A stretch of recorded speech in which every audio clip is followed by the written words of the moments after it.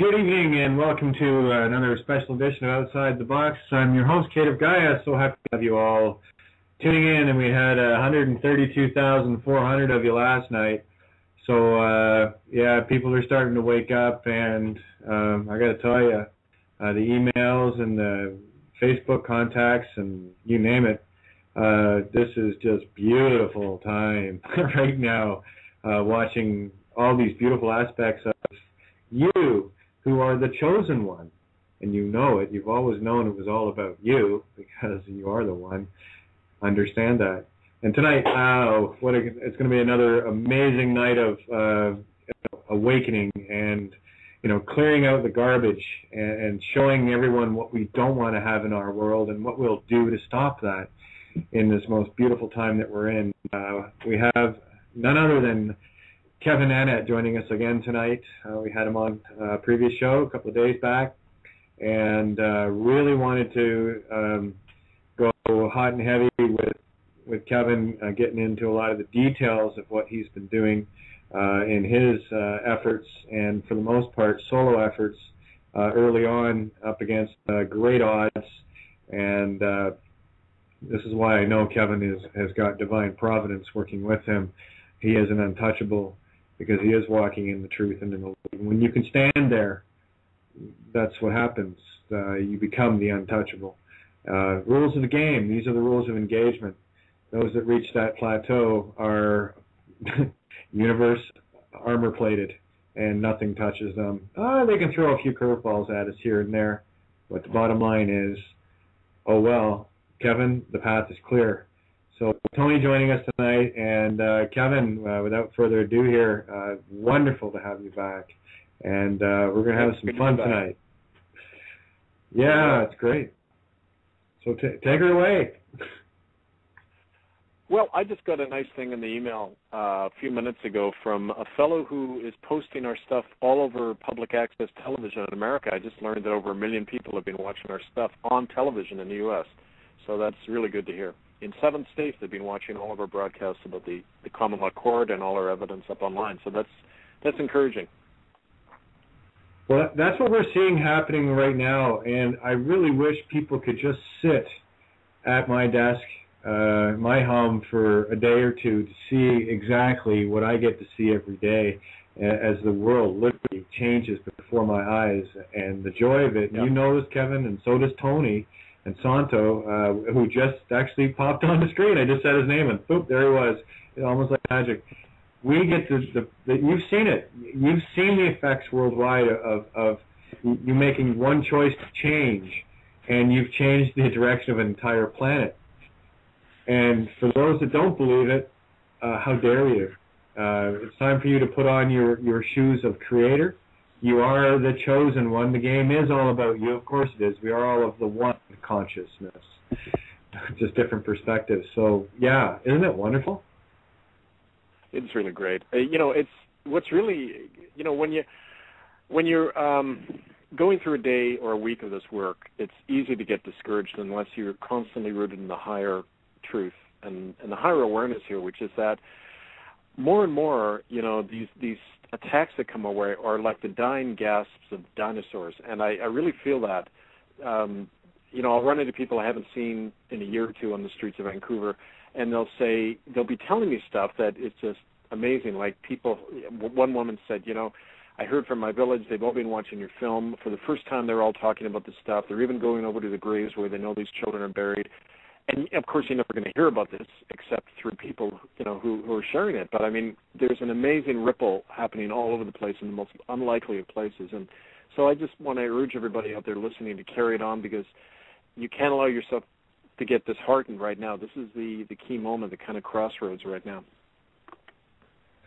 Oh, I couldn't agree with you more. We have the game. This is what people need to know. We've already got the game. We know that. This game is ours to lose, not theirs to win, okay? And all we have to do is maintain our position. We vibrate where we are. And everything, as you're already seeing with the TV broadcast in the States, 7 states, and everyone's starting to get, now they're awakening, they're going and looking. That is, for those that need proof, there's proof positive of that dominant frequency. We're trying to we are maintaining and holding this. And what's happened is we have created the void underneath us, and nature abhors a vacuum. And nature, the beautiful creation that nature is, she will pull everything into that void. And that's what's happening. So that's all we got to do. We stand opposed. We do not yield. That's it. And by the way, Kate, I just sent you on Skype the links to that public access TV announcement that went out. And if people want to follow it, it's itccs.org is everything we posted so far. But all you have to do is call up your local public access TV, like community cable station, and say you want these things broadcast, and they'll check them out. So that's itccs.org. Excellent. And again, on all the sendouts that I did, itccs.org is on there, and it will be on all the future sendouts so that everyone has constant access to the information. Now, I want to do a little shout out. This is how I'm going to welcome Santo. Santo, what would you think of someone that was, say, born on December 24th, 1945? We're getting around 5:35 in the afternoon. And I have to do a shout out because this is a special being. Claudette, I just want to say, glad to have you aboard. And we're going to be talking about some pretty deep truths that need to be exposed on this show, to expose things like Christianity, churchology, and the rest of it. So, Santo, what are your immediate thoughts on that one? What was the date? December 21st, 1945.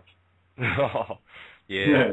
Well, 1945 is interesting. That war period, those 6 years there from 39 to 45, what was occurring then was Sirius B was, as Sirius B takes 49.9 years to orbit Sirius A, the brightest star in the sky, which is known to be our binary star by the ancients. We've lost this wisdom, we've lost this knowledge.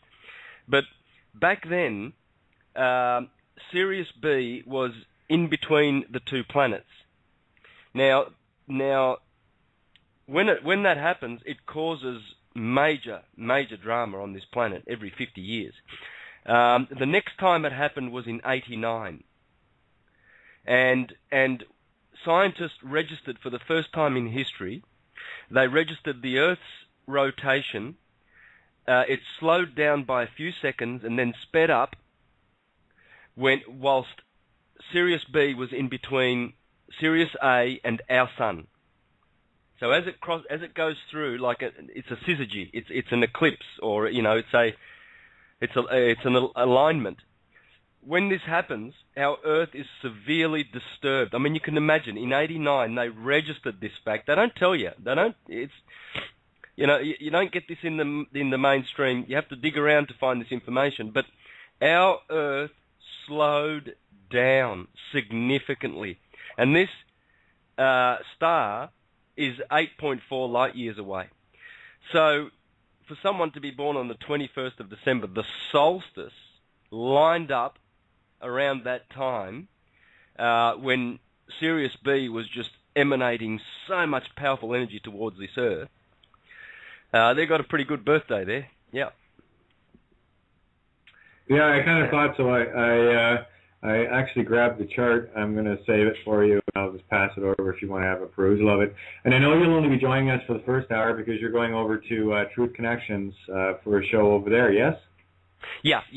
I so wanted to tune in because I'm happy that you've got Kevin. Hi, Kevin.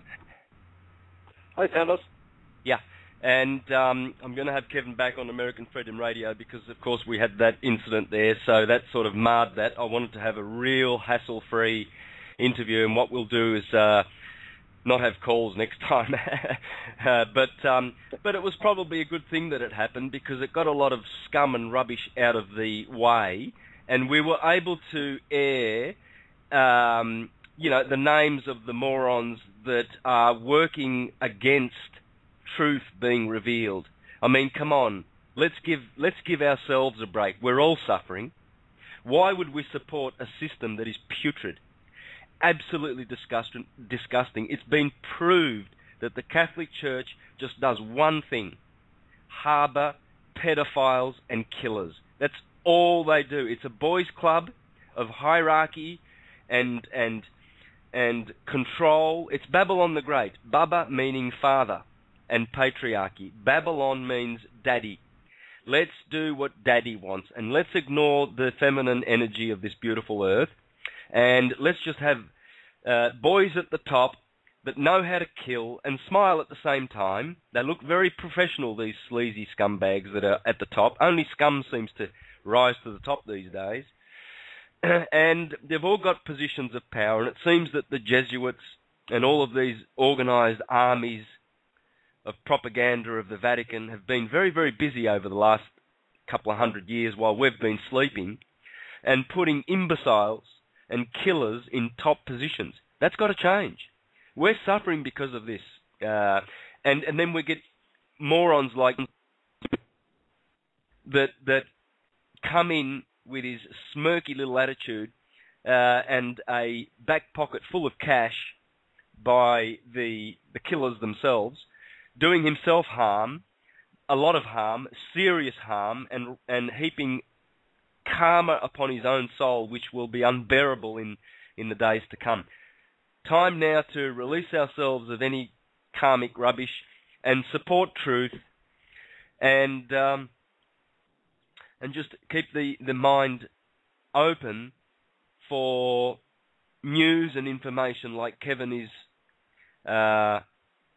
helping folks to see, and supporting these people. It's time. Time is now so that we can stop this suffering. I couldn't agree more. And I'm just waiting for Peter to get on the call. He got held up a little bit there. But we're going to get into the more legal aspects of what Kevin's been doing. That was my understanding. Is that right, Kevin? Yeah, that's good. I think that's important for people to know about and talk about. Okay, yeah, because I wanted to know where you're at, and you're probably a bit more familiar with Peter now, and myself, and a few of us and Santo that are heavily into that realm and have a lot of interesting angles for which people need to be aware of. So it's going to be a good call. Well, because one of the things that people keep asking me is, well, is this a genuine court? And I said, what makes it genuine is two things. Do you base it on what's lawful? What is the lawful way that human beings get along together? And is it something you can enforce? And on both counts, we are definitely not only saying yes, but we're working towards setting up a new kind of system of law in which citizens themselves get to determine the verdict. And, officially now under the legal systems, that's supposed to be the way it is. But the reality is in Canada, most cases that go before judges are not heard by juries. Common law is not practiced. It's not even known by the police. When you ask a cop any of the most rudimentary facts about the law, they can't answer them because they're trained in statute law. They're trained to think that, the judge's word is final when it isn't. And, this is some of the concepts of common law we're trying to revive among people's awareness, because you can't rely on the existing legal system to prosecute this genocide and these attacks on our children today. So this is, part of the framework we're putting this in. Well, that's it. I mean, really what you have are, in the case of most of the pedophilia, if not all of it going around, you're dealing with clergy, which is, in fact, one and the same as the court. Because when you really dig down, you'll understand that Lord Mayor, City of London, there's two. There's one elected and one appointed by the Vatican, which what we have there is the biggest clue in that it is the archdiocese of every parish, look at the word parish, that is actually overseeing all of that, because they are the seniors and the monsignors of the Vatican. The very fact that not a single person in Canada has ever been brought to trial for the death of a child in one of these, internment camps they call residential schools. I mean, it's totally outrageous, what they're letting these murderers get away with. So this is what's prompting us to take this step. Yeah, I think we've had enough of the fox guarding the hen house, yeah? I would say so, yeah. Yeah, I think, and that's where we're at. We're long overdue, and that is our own healing too. Is because we're not out to condemn people. It's to awaken them so that this stops, and we can get things where we're back in peace and love and getting into the harmony at one with our world. Because hey, listen, we're all related. We all have blood, so these are the parts of us that we need to fix, and this is where we bring them into the new paradigm. So anyway, carry on. I just me, I'll talk all night, so I'm going to shut up. I don't know. This is a dialogue, man. I hear you. Yeah. Well, we had a taste of that. I remember last time we met, it was in Brantford, and it's amazing the very fact, no matter what you think of what we did, the very fact that somebody was beginning to open the graves near a residential school you'd think would be newsworthy in Canada. Nobody picked it up. I mean, it was amazing. I think the local Brantford paper reported once on it, but Aboriginal People's Television, CBC, News, nobody even reported it. And that, to talk about a conspiracy of silence, I mean, there's the proof right there. And the same applies to the whole legal system. So, it's... I was going to say, you ran into wall after wall. I mean, we'll talk about the ground-penetrating radar that was being supplied or paid for by as I call them, the bought and paid fors within the community. And as soon as you guys started, finding stuff, what'd they do? Tell them the story. They pulled the machine. Yep. Yeah, that was Bill Montour, the head of the. People have to understand. There's two systems of Native society in Canada, like in the States and other places. There's the government-controlled band council chiefs, and then there's the traditional elders. And we worked with the latter, but Bill Montour, the band council chief, pulled the rug out from under us after a day. Apparently he got called up to Ottawa quickly and got read the Riot Act, and he said after that they wouldn't support what we were doing. It's the same old thing you get across the country, so that's why we have to rely on people outside the government system altogether. And that's what we've been doing. But these people don't have a lot of money. The ones we work with are just the ordinary people on the ground. And it's hard going, to keep those people sustained and together. And they're facing attacks all the time for speaking out. So it's difficult. It's a real struggle. Well, that it is. And what's happening more and more now is a lot of these veils are starting to lift with regards to, what has been hidden from history. And I'm talking around the planet. You already know that. And the things that are being uncovered, I mean, these are the self-evident truths that no one needs to prove. I was talking with Cindy earlier, and I said there's a word that people need to get a grip on. Why would you need to prove truth when the word prove actually says that? It's pro se, it's for, verily, or truth, right? So truth is self-evident. I don't have to prove anything. Here's an example of that. Right. Kate, here's an example, of course, and for all the listeners. I spoke when I was last in Brantford. I sat down with a woman called Leon Moses. She was a Mohawk woman who worked for the Anglican Church, which ran the Mush Hole, the Mohawk residential school. She said that she uncovered documents when she was a researcher for the church showing that the church knew as far back as 1870 that kids were dying en masse. And they deliberately, there's even letters from bishops ordering the whole thing covered up. She said she found stuff in the archives of the Anglican Church that could bring the church down. That's the way she put it. She was gagged. Well, they ordered her to not talk about it. She wouldn't agree, so they fired her. But other researchers agreed to be gagged for 10 years. There's a document in London, Ontario, in Caledonia College, it's the Huron Diocese Office of the Anglican Church. There's a smoking gun document, and they're signed by representatives of the Crown in 1870 with the New England company that ran the school and with some of these government-funded chiefs. It was a plan to wipe out all of the Mohawks using the residential school in Brantford. And it was signed and sealed and everything. It was a genocidal document.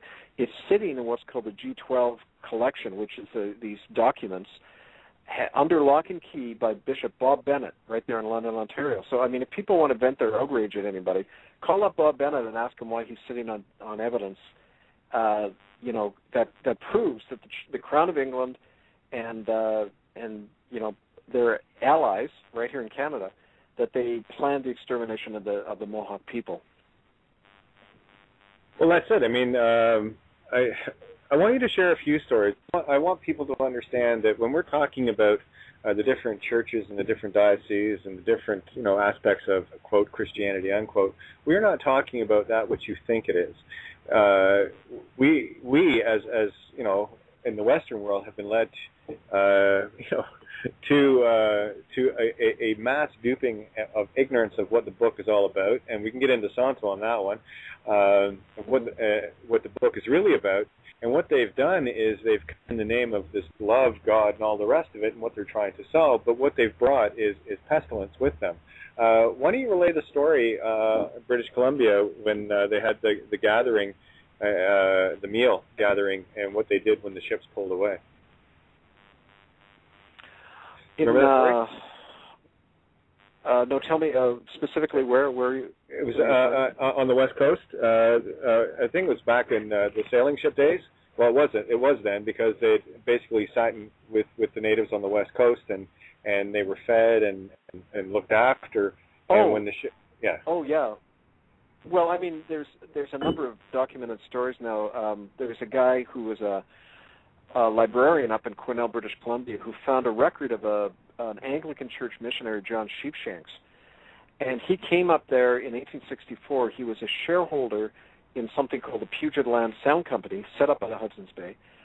This company had as shareholders the heads of the government, the Attorney General of the colony of British Columbia back then, the Premier of the province, the heads of the Anglican Church, Bishop, and the Sheepshanks. They're all shareholders in this company that bought up all of the land of the Chilcotin Indian people while they were still alive. Because what Sheepshanks did is he then went up, and it is in his journal that's been published, he went up and inoculated all the Chilcotins with this thing which caused smallpox.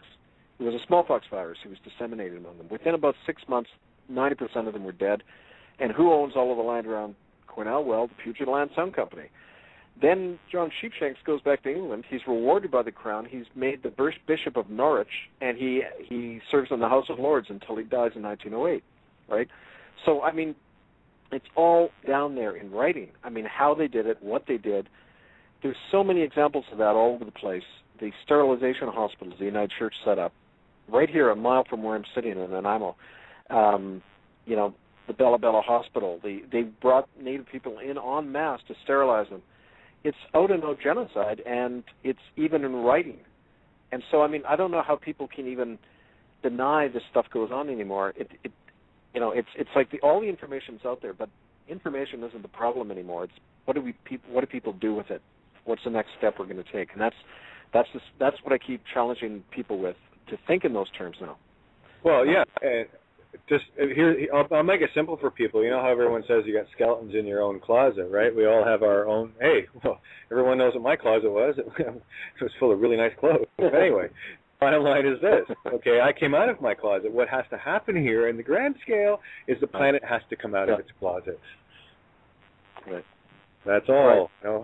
Macro, micro, and as above. Yeah, we do that by example. We can show people by example, and more people are taking that step. I'm finding there's small groups here and there. It's not that big at this point, but it's happening.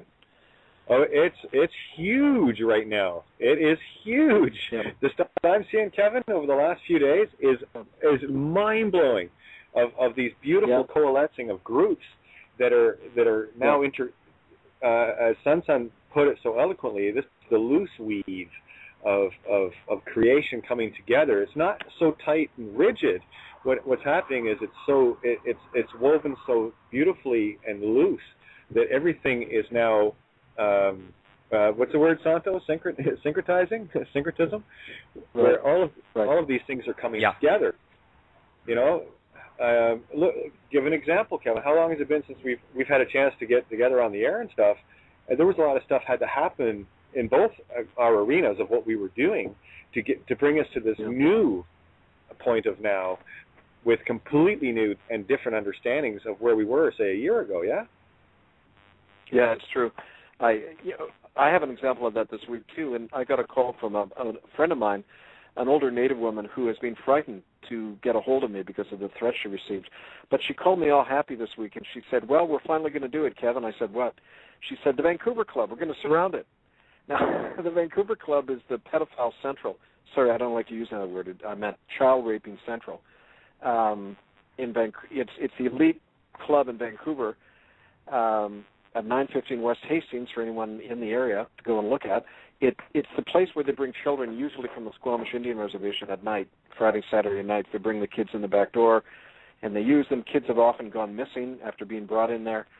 It's got heavy police and court protection. But anyway, this woman said, well, there's 20 or 30 of us. We're going to go down there and surround the building with signs saying, child rapists, get out of town. And I thought, fantastic. They've lost their fear. It's beautiful. Well, let them have it. Yeah, that's the energy that's happening right now. Is people are starting to lose that fear. And let them have it. Why not? I mean, when you challenge these animals, they've got no retort because they're used to being protected and doing things in secret, in the darkness. When you put light on the darkness don't like that. You know, you can light up a dark room with a very, very small candle of light, but you can't do the opposite.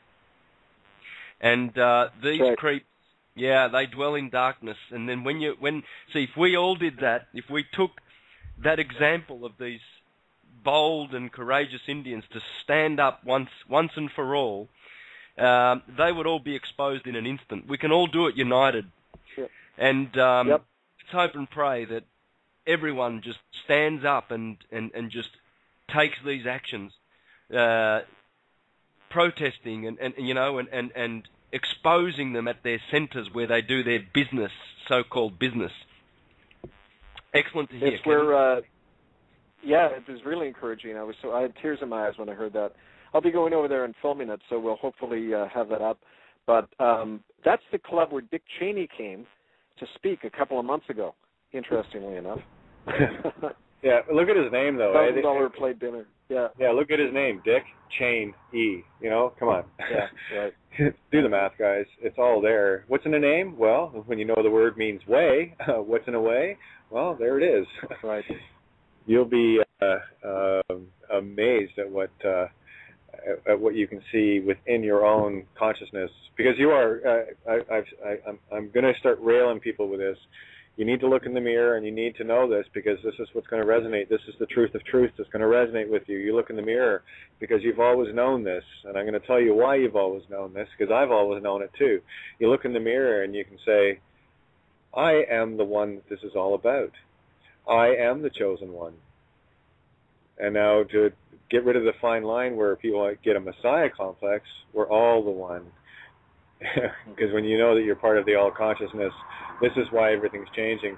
The higher aspect of the self, the higher self, the overall consciousness is awakening, and we are all merely each independent individual perspective neuron of Gaia's brain. And now we're starting to fire and sequence together, and we're purging the nasty thoughts. That's what we're doing. We're getting rid of the physical manifestations, be it whatever form they're in. We're pushing them aside, and this is what's happening. Is now we're waking up, we're coming out of the slumber, and we're now. And I've told Sano, guys, how many times have I said this? You're all God. Ye are God. Start acting like one. Take the responsibility. Mm-hmm. It's a beautiful thing. You want abundance? Well, then have it. You silly people. You beautiful aspects of me. It's that simple, and this is what's happening. This is, the last couple of days of epiphanies have been just mind-blowing. Yeah, it's great when you realize how divine and how full of this universe and consciousness we are. We've been fragmented, we've been divided, we've been told that we belong to this group, this compartment, that box, this box over here, and yet we are all of the one thing, you see, and there is only abundance in the universe. These guys create shortages all the time. There's shortage of water, there's shortage of air, there's shortage of oil, which is a crock of, the earth produces under the earth's It's called abiotic. It's a renewable source, and it's been the biggest crock of crap pushed on the American people and the world people Matter of fact, in Alaska, they got more oil than God. They capped and tapped that sucker back in 1975 on the northern Alaskan slopes. I've done the research. And we got 12 times more oil than all the Middle East countries combined, and they're just stealing their resources. It's the great, incredible scam. I even educated my brother-in-law, who was in the oil patch for multiple years. I said, "Hey, Jimmy," I says, "you're college educated. All these college educated folks that bought the lie." I says, "How does oil become a fossil fuel, and how is that possible?" I says, "Dinosaur dung and leaves." I said, "Nah, that doesn't fit. Here, I got an article I want you to read." I printed it up about oil being abiotic, a renewable source up underneath the crust of the earth. It's systems under pressure. It's always renewing. And they sold the scam to the masses. Well, we got to go get some over to this country because, it's the biggest sham. Like I say, my education goes far, wide, and deep. I actually read stuff.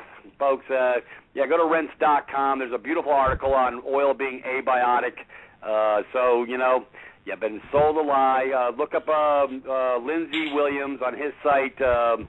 As far as on the oil issue, he uncovered he was a chaplain with those clowns up at the circus, Big Oil, the big mouthpieces for Big Oil, and he found out piles and piles of stuff. He even brought it over to the Colorado, one of the governors or something, somebody high up in the food chain. Well, they disappeared the one that was asking the questions after the fact on that level. So, folks, you've been lied to on absolutely everything. We got more oil than God. We have more gas, natural gas. I mean, this is the great sham pulled upon on the wool across our eyes. And if you just go read, you can find information on pull up abiotic oil. Russia found this out, years and years ago. So they've been blowing smoke up our backsides about the oil shortage. There's no shortage. It's only the shortage they make because they're the control mechanism and they're the crooks. That's why they screw with us on alternative energy.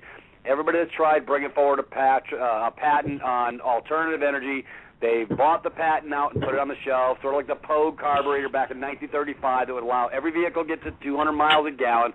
But we'll have none of that because then the slaves would actually might live in a little bit more comfort. Well, and we'll have none of that. So everything. So now at least there are now organizations out there who are developing alternative energies that they can't patent because they're going to make it open source. I think that's an extremely viable idea. So, anyways, don't even get me on this subject. No doubt. One other thing that I do want to stress about the oil, one, we shouldn't be using it anyway because what that is the lubricant for the tectonic plates. And when you understand that Gaia, our mother, of which we are all from, needs that to grow. She needs that to move her plates. That's why we're running into all these earthquake issues right now. It's because there is no lubricant. It's like all the lubricant taken out of your knees, taken out of your elbows, taken out of your hips. It's going to cripple you.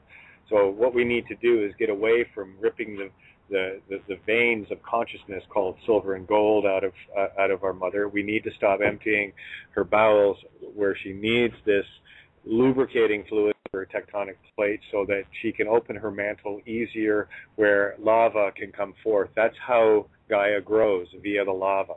You might want to ask why Hawaii has so many volcanoes, because it was in the old Lemuria area. It's part of Lemuria, And guess what happens when you're hurting Mama too much? She brings the wrath of nature against us. It's if you get too many mosquitoes on your arm, you're going to start swinging, and that's all Mom's doing. And we got to start taking care of her. That's our life. And what they've done is not only are they killing our life source, our mother, by draining the oils and all the rest out of her, we're aiding and abetting in that by buying these products. Yep. So we're guilty by association, by omission, commission. So we have the duty. Kate, the upside is, hemp is a renewable source. Okay, I'm going to get on hemp for a second because I've done the research on this. I've dug deep. I checked my history, and you can crush the hemp plant. It doesn't have to be the THC type of hemp. Yeah, I'm talking commercial grade hemp. And it's instead of chopping down all the forests and all the stuff, it's the most renewable source, most vital source, and it can regrow, back in its place. So for every 3 acres of tree, it's a 1-to-3 ratio trees versus hemp. But you can actually crush hemp. The oil, not only is it good for the body, but they could actually crush the hemp plants to actually create an oil, to create a fuel to run the vehicles, and it probably costs about 50 cents a gallon.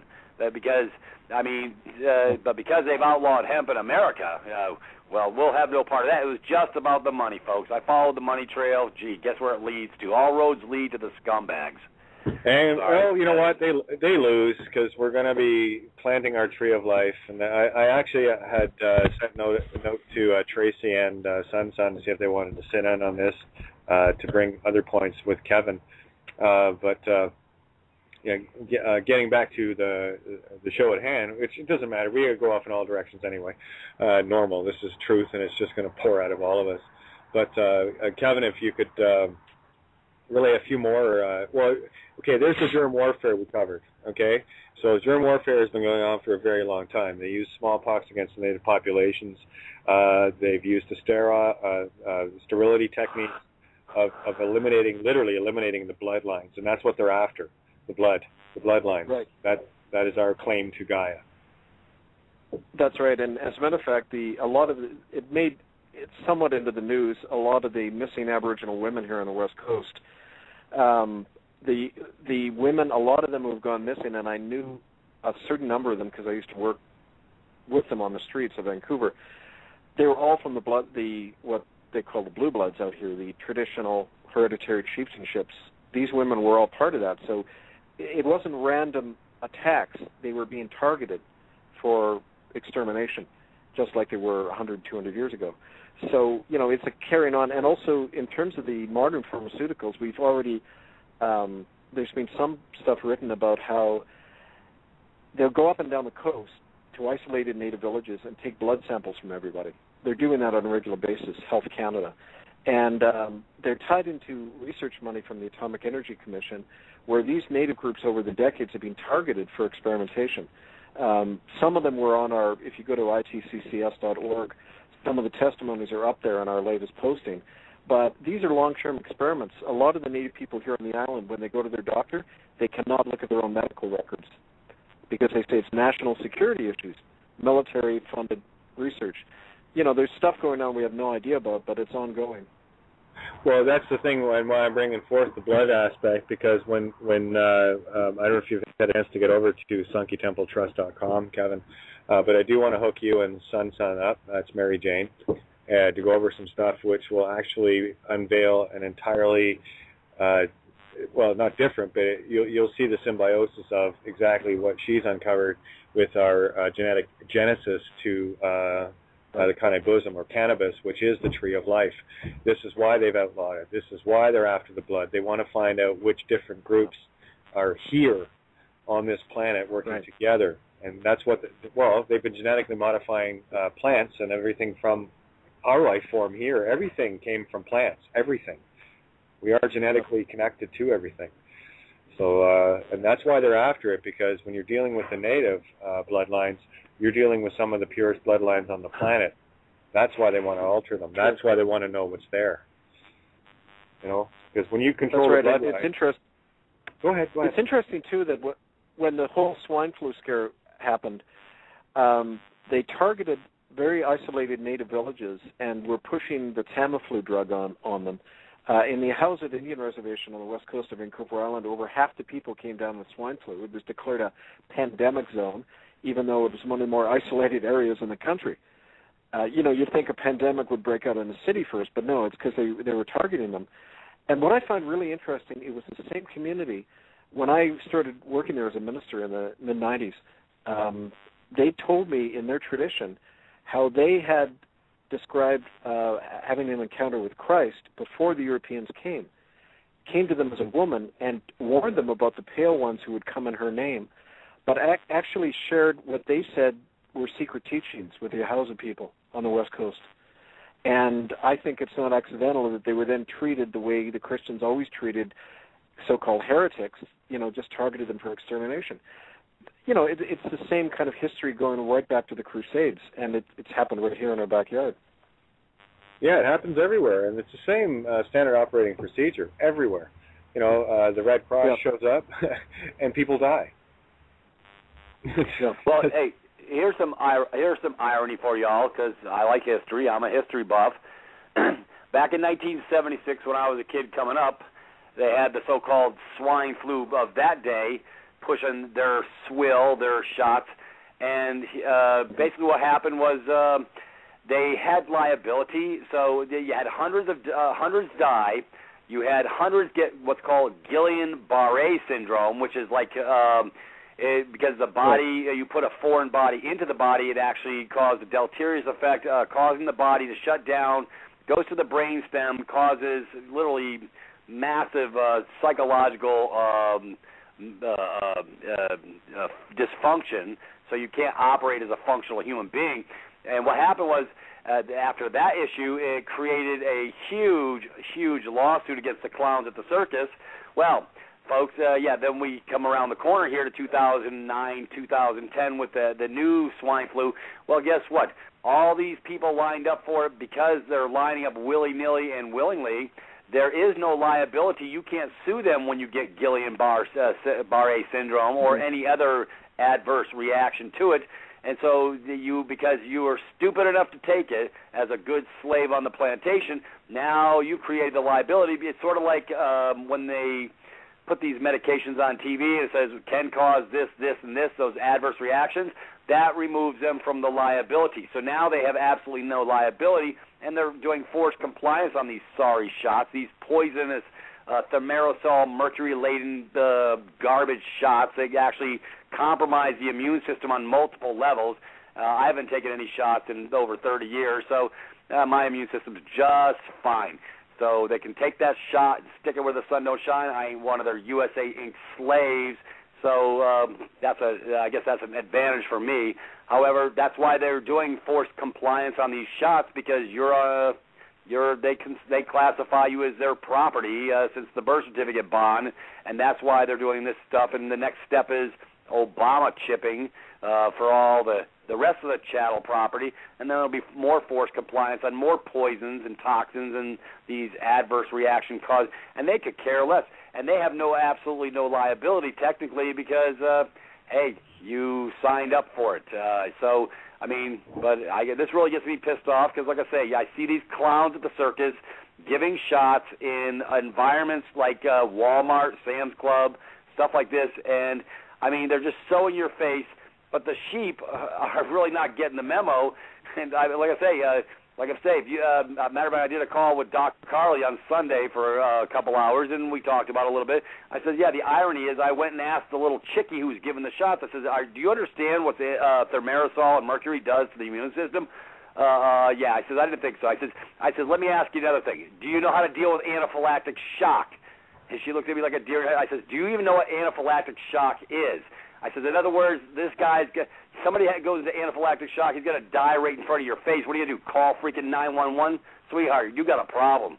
Anyways, but this is a crap that's going on all over the country, and nobody's even paying attention. They're giving these shots willy-nilly in all these goofy stores, and the sheep are just lining up, and wow, you got to love it. I get pissed off about this stuff. Oh, look, honey, while we're getting our Hostess Twinkies and our big bags of family chips and everything else, we can get stuck with poisons. Excellent.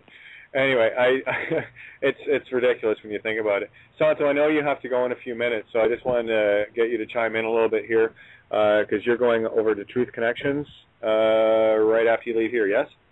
Yeah. I'll do a 2-hour show there on syncretism. Then after that, immediately go to American Freedom Radio for Matt Presti and Robert O'Tay, and we're going to be talking about Walter Russell's Electric Universe and all of that stuff, and we're going to really, really smash and debunk the consensus science world for their part in this conspiracy, and teaching people bullshit in their universities with all this, gravity universe, Big Bang and all of that stuff. It's all wrong. Walter Russell had direct knowledge through having his pineal gland open when he was at birth, so he didn't use his senses and empirical reduction to come to conclusions to blind the masses. So, folks, this conspiracy is pretty big, and it all goes back to the Vatican, rest assured. And the Vatican families who go back to the Pharaonic bloodlines, the Khazarian bloodlines, you can go through the Zoroastrian bloodlines. These people have amassed all the wealth. They've consolidated the wealth so that their children can incarnate into wealth and lord it over the rest. And they even go back, way back to Atlantis and the corruption there. They don't want to go away, but they will have to go away, and the only thing that will make them go away is our consciousness and our participation, active participation in bringing them down. So all I can say, folks, is carpe diem, and seize the day, grab it now, folks. Do everything you can, every single thing that you can. Be proud of your actions to expose all corruption, all suffering, all evil, and remember that we've done this before. You'll be proud one day to wake up and to the knowledge that you were once, hundreds of years ago, fighting against these entities. For instance, we've got examples of the Bogomils, the Waldenses, the Cathars, the Albigenses, the Socinians. All of these groups were awakened in the Middle Ages, and they tried to build communities to get away from this horrible, horrible empire of control and overlords, constant overlords, demanding taxes, demanding blood and sweat. It's over. These families, I don't know where they come from. Well, I've got ideas, they've come through portholes and they've infested this beautiful planet Earth, and they're a parasite. And we are the true ones. We are the sons of God. We are children of light. We were produced by light. We will return to the light. We serve the light. We serve truth. And we live and die for truth. Never be afraid that you've done something for the truth and you've ridiculed or mocked or hurt because of it, because you will always carry that with you in the lives to come for all eternity. Every little bit that you do for consciousness and to awaken people and to let the truth be known, folks, will always be counted in this universe, in the book of life, because many people have signed out of that book, and they are serving they are the foot soldiers of Rome, and they are serving the darkness, and they've chosen to do that. Broad and spacious is the road that leads off into destruction. Narrow and cramped is the road that leads to life, everlasting life, and few are the ones that find it. Be part of that, guys, and hats off to you, Kevin, for putting your life at risk. We support you, and please continue. Never ever stop.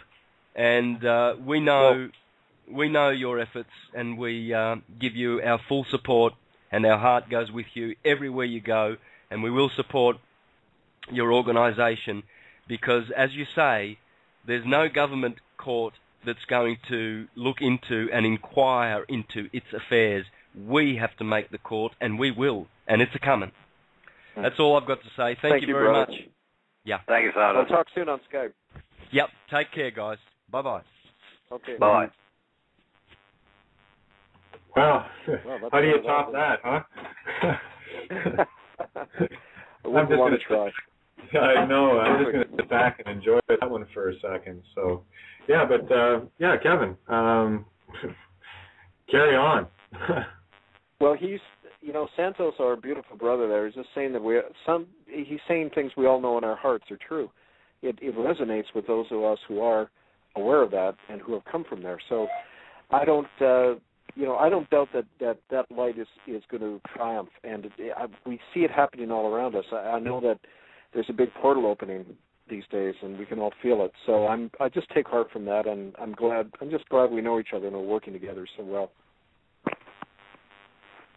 Well, I got to say, I'm looking at it from the viewpoint of, we've been, at the train station, for an analogy, for a long time, and trying to let everyone know that the train's pulling out, and to get your luggage, get your hearts in order, get rid of the garbage.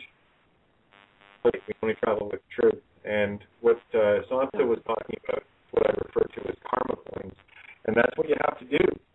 Is you're basically traveling through in consciousness, collecting karma coins, and you've got the credits and you got the debits. And unfortunately, if you get too many debits, you kind of keep moving down the track instead of moving up the track, and that's what we're doing. Consciousness and life is a journey. This train never stops. If you want to hang around and watch the same old all the time, I don't know about you, but that would get infinitely boring if it was infinite, So that's what we're doing. We're all making our conscious aware effort to catch the train. We're at the station and we're hollering for people. The train's on its way in, guys. So. Yep. I'm not missing it. And since we were talking a bit about the legal aspect today, there's kind of a parallel in the whole area of common law. And in the United States, it's called a necessity defense. In Canada, it's called a claim of right or lawful excuse. You can look it up in Section 39 of the Criminal Code of Canada, lawful excuse. It says when your community or you as a person are threatened by somebody and the authorities aren't acting, you have the obligation to act on your own behalf, not only as a common law police officer to perform citizen's arrest, but even establishing courts of law. That's guaranteed under common law. So whenever anyone says, well, this is just a kangaroo court, we are doing this because there's criminals in power. They're protecting other criminals who have the blood of hundreds of thousands of children on their hands, and it's still happening. And we have to take this claim of right or lawful excuse under the law because the systems of law and government are not doing it for us. So, this is where we begin. It's really exciting. We're really starting a whole revolution here. We're taking back law, Kevin. We're taking back our society, etc. Yeah. Kevin. Okay, we need to share with him what our brother Mr. Lentz is doing with the the box, because this gentleman was getting his brakes beat off by the Department of Children's Services. They stole his child out from underneath him about 8 years ago, and he was every judge was recusing himself. He was on the right track, just wasn't right all the way there, and then he got with the last judge that recused himself.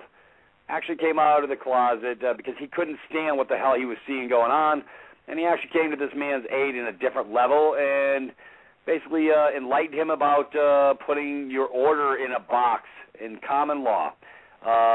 Kate, feel free to forward Mr. Lentz's material I sent to you because we're going to need to draw some parallel lines here because I'm moving on it here in USA Inc. for my brothers and sisters who are getting their brakes beat off. Because I know well about the bond situation. It's all about the bonds.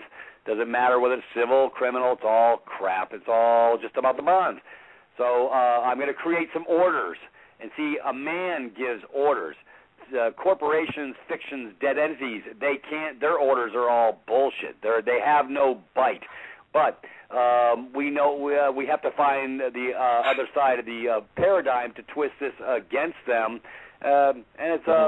What this gentleman Lentz has found out is an incredible work, and a judge actually gave him a little feedback about the box. And Kate and I talk about the box, and we talk about boxing the signatures. We're talking about boxing the whole damn document as an order, and as an order, it becomes now the man coming forward who is supreme. He's not relegated to an inferior position as a fiction or a person. It's an actual man. Well, this man beat the living brakes off the state of Georgia, got his child back in one fell swoop, and beat the brakes off these because a judge who had some inside track on the box actually shared with him that information, which allowed him to move forward and basically put them people to bed in short order. So this has some validity to it. So I am researching it further. I'm going to move this train down the tracks because I think there's a way to put all the scumbags in the box, and this is a beautiful thing. And I did, Kate, you did get that, what I sent you, didn't you? Oh yeah, I've been handing it out to a lot of people, and Kevin and I are. I'm looking for my moment to get together with Kevin, and this is one of the reasons, and I know this is the reason why our paths are all crossing at the same time. You know, Dean, you, me, Kevin, Santo, Tony, everybody. Tony, are you there, by the way?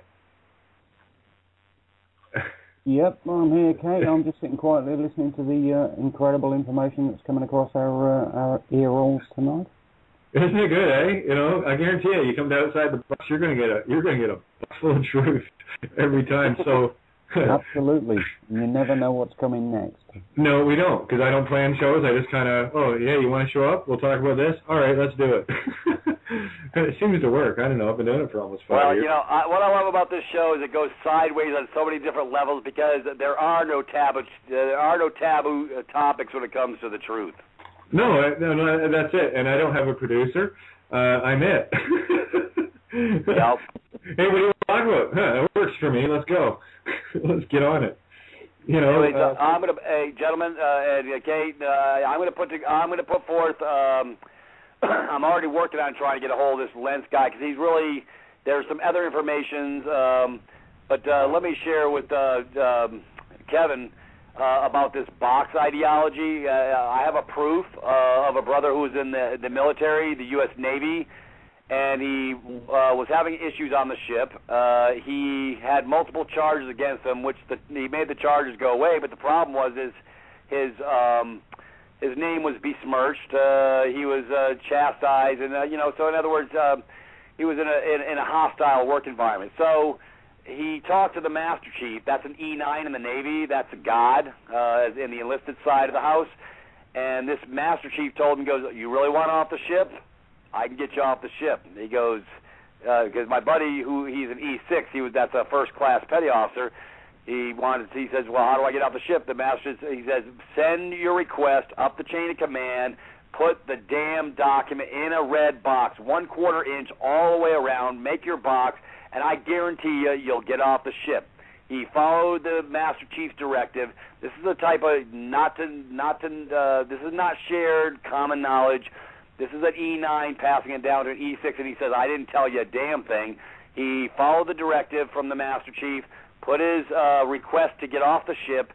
Within less than 24 hours, he was standing before the captain, went all the way through the other middlemen in the chain of command, and basically, in essence, this is what I'm assessing about why you want to put your stuff in a red box, because it becomes like an order. It becomes like a will of the king. So for this one instance, this one little issue that you're dealing with, when you broach this inside the red box, your order becomes the directive as the man, the live flesh and blood that they don't ever recognize anymore, and now they have an uphill toe. So in essence, it changes the paradigm. So when it got to the captain just said, "When do you want to be off the ship?"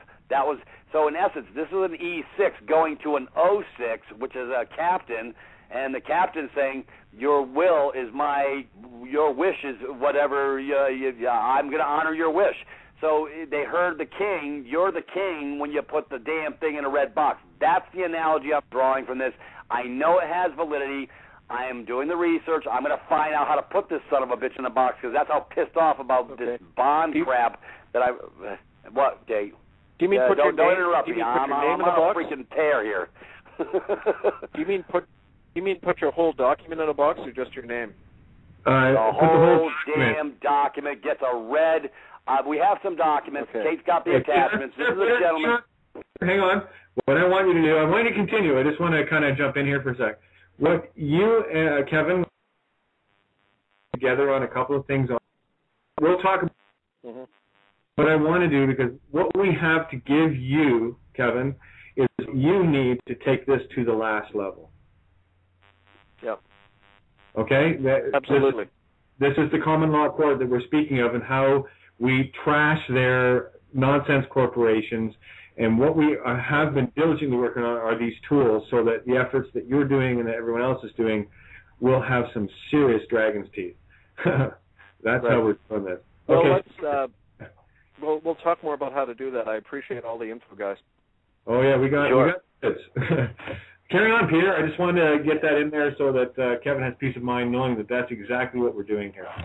Anyways, Kevin, what I'm trying to share with you is I've got verifiable proofs on multiple levels about this box. This is not a theory. A theory is when you can't prove it. I can already prove it. So, now here's the irony. When my brother, the E6, did this, put it in the box deal to get off the ship, another E9 came to my brother who's an E6, and he says, "How the hell did you know about that shit? We haven't talked about that stuff for 40 years." Now, isn't the truth sort of ironic when another E9 says, "How does an E6 have access to this knowledge or this information?" So there's true power in this. This is not some scam. This is not Right. some false paradigm. And now, listen to me. See, this stuff comes across my desk all the time. This, you can't make this stuff up type stuff. Now, here, ironically, we've been talking about this box of boxing the signatures. See, because everything's hypothecation. If you don't understand what hypothecation is, your dead signature, you give it the res, the energy as a resident. When you sign documents unencumbered, you thereby allow for hypothecation, and that's how this whole funny money fiat system has been working since 1933. And so, in essence, now what we do is we got verifiable proofs on how valid this is, huh, don't we, Kay? Old Patrice. This is not, so in essence, when you box the signature, it removes it from the page and they can't hypothecate the document. However, when you box the whole damn document and you make it an order, it now is the man coming forward, as in your order supersedes all other fiction entities on a whole different level. And this guy, he was beating the brakes off these clowns for 8 years trying to get his child out, and this one judge who was up in the pecking order, who was an honest one, I guess, to a certain point, honest to a fault, where he actually came and took this gentleman aside and said, "You want to make this thing get moving forward? You want to put the baby to bed?" He goes, "Go ahead and put your whole damn document with the red borders on it, and they will have no capacity to buck up." So it's ironic that another it's the ones that get sick and tired of seeing the scam going on who are actually having a tinge of conscience, for lack of a better term. And I know of other judges. Matter of fact, I know of a judge over in Maryland who was sitting on the bench who didn't want to be a party to the scam, so he would actually ask all people that came in. He actually had a soul. This one, he quit the bench, by the way, but he actually would ask people on the front end, "Are you a corporation or are you a man?" And as long as they answered up that they were a man, he would dismiss the damn case so they couldn't generate no revenue and hypothecate any bonds on the individual. If the individual was foolish enough to say he was a corporation, then he would have to move forward, and they would draft him for performance and use hypothecation in the bonds. It's all about the money. You see, and I've tied these loose ends up with the bond issue on a whole different level. We've actually had a chance to field test it a little bit, and they like to throw the cases out when you catch them with their hand in the proverbial cookie jar, because it's not about civil, it's not about criminal, it's about the hypothecation of the bonds, because they're drafting everybody for performance as corporations, as fictions. They just didn't know. So when they answer up to the name, when they step into the bow, they got themselves a game to hypothecate some more funds in the back room with the bid bond, performance bond, payment bond, your surety bond, your Miller Reinsurance bonds, 273, 274, 275. Why would I know this? Because I actually read stuff, and I've proven it. So this is a turd in the punch bowl that they don't want to talk about. And I say it's time to have some fun, and I say it's time to start boxing every swinging document and make your own damn orders, bring it to the clouds of the circus, and let's see how we play ball then. Because I'm telling you, this has some meat on it. I want to actually add proof. I want to add some blood to that meat, because here's the intuitive that I'm getting from. Well, we all know that the black pen is death, the red pen is, or blue pen is commerce, and the red pen is symbolic of blood. And the reason why the symbolism of blood is so powerful here is because it is the bloodlines that give us our inheritance from Gaia herself, from creation. It is in the gene codes, the mitochondrial DNA. Sun has gone into great detail about this. And one of the things that I do discuss with her, as I will discuss with everyone, I have documents here that I know I'll be talking to my bailiff buddy to have this stuff taken in, reissued, because it was already sent in once. And I will be boxing it in the blood, because what that is symbolic of is your claim to your inheritance, not so much as man, but as the womb kind, right? Because you have the Phi male and the womb kind. The Phi is the creation, right? 23rd letter, the 23rd Psalm, 23rd letter of the alphabet, Phi. Psi, the spirit, is 21st letter, Greek alphabet. This all factors in the sounds and all the correlations. That's why I wish Sandra was still here. And it pulls this all together. So I see the box in red as that is your border around your truth, and you have made it your territory, literally in blood. It's a blood oath. It cannot be broken. That's why it goes through. That's why it has power, because you're claiming from creation itself.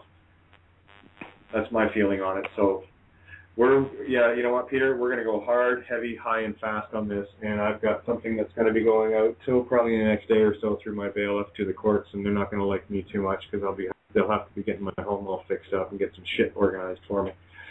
Yep.